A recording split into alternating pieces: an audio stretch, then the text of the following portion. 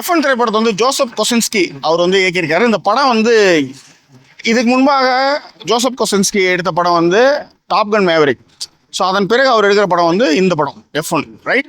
இந்த எஃப்என் படத்துக்கு வந்து நிறைய காட்சிகள், அதாவது 2023 2024 நடந்த எஃப்என் ரேஸில் இருக்கிற முக்கியமான நிறைய ஷார்ட்ஸை வந்து கொலாபரேட் பண்ணி தான் வந்து இந்த படத்தை வந்து இயக்கியிருக்காங்க. இந்த படத்தில் வந்து Brad Pitt, Javier Bardem and Kerry Condon, இவங்க 3 பேருமே தான் முக்கிய கதாபாத்திரம். இதில் இவங்களுடைய பர்ஃபார்மன்ஸ் எப்படி இருக்குன்னு கொஞ்சம் பார்ப்போம்.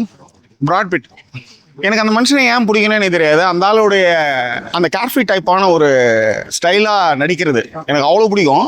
அதில் எனக்கு வந்து ஓஷன் லெவனில் எனக்கு ரொம்ப பிடிச்ச ஷாட் அப்படின்னு பார்த்தீங்கன்னா, ஃபர்ஸ்ட் ஷாட்டே ரொம்ப நல்லாயிருக்கும். ஜார்ஜ் க்ளூனிக்கும் பிராட் பிட்டுக்கும்.